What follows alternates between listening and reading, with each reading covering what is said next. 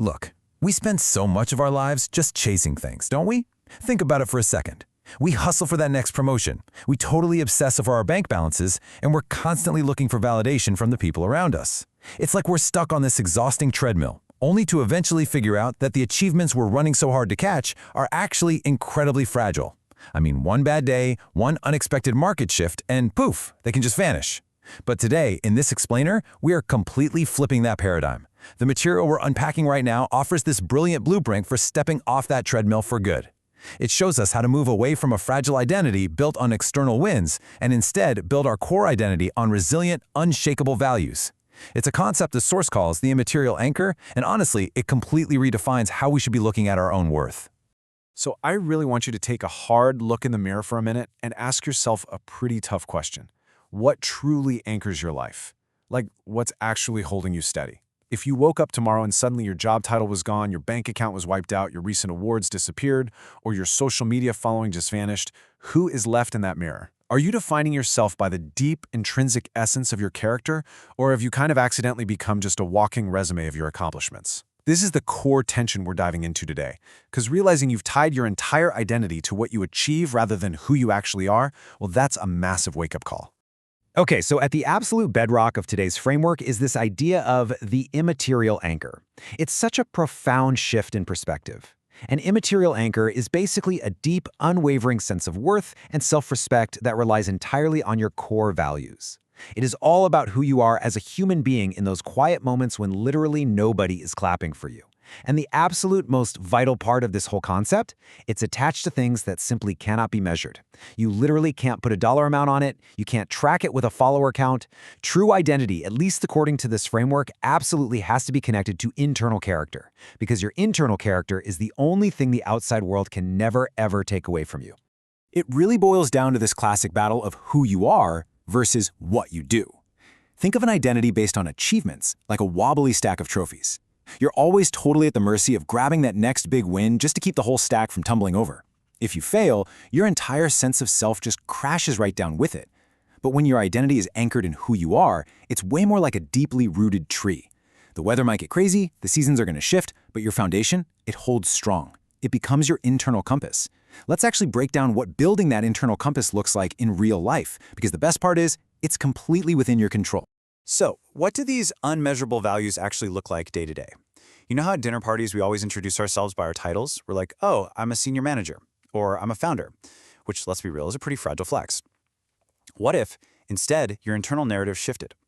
What if you build your foundation on being a person who deeply values being a phenomenal parent, a supportive spouse, or just a fiercely loyal friend?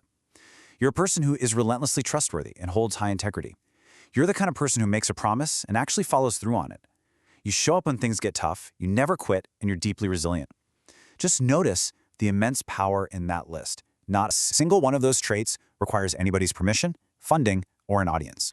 And you know what's incredible? The way these traits compound over time to build just genuine, rock-solid self-respect. You start prioritizing long-term well-being so you can be strong for the people around you. You value continuous learning and growth, not to crush the competition, but just for a deeply fulfilling life. Actually, I absolutely love this specific insight from the source material.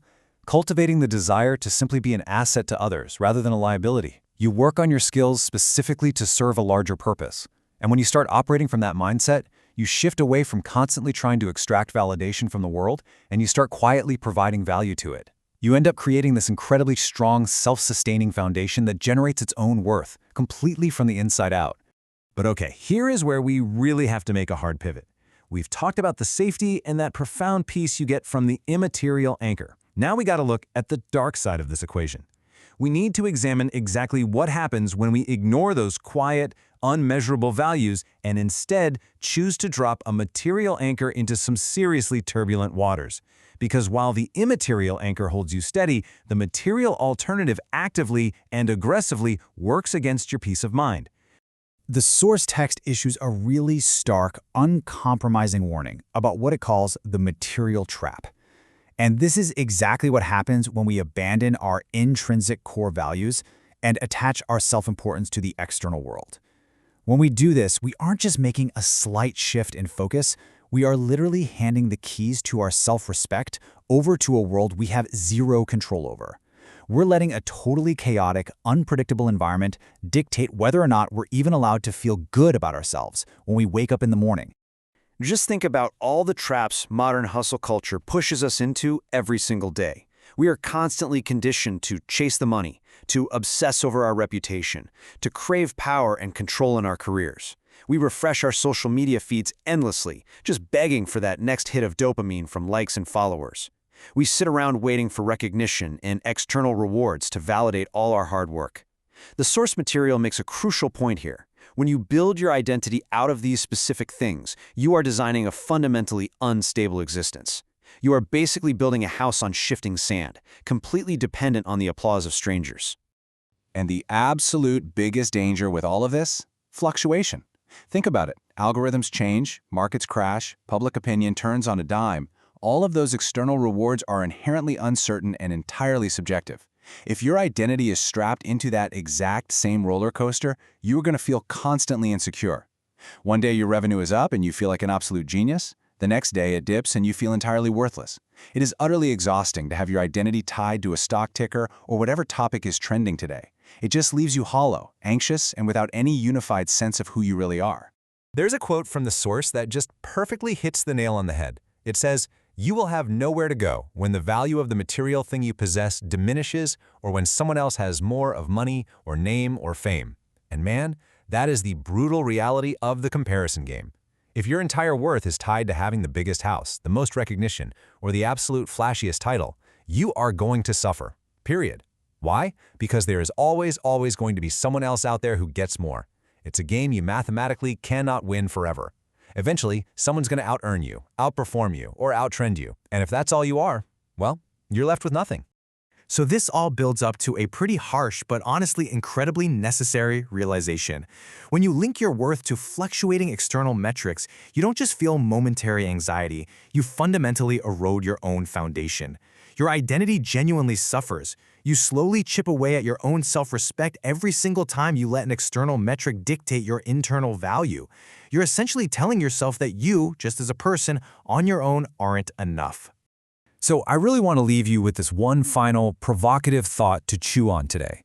When the external metrics fade, and they will fade, when the markets turn, when the accolades stop rolling in, when the follower count drops and your circumstances totally change, who will you be? Are you going to be left scrambling around for the next temporary hit of validation, or will you stand firm on the unshakable ground of your own character? It is a huge challenge to shift your focus away from all the noise of the world, but maybe, just maybe, it's finally time to stop measuring and start anchoring.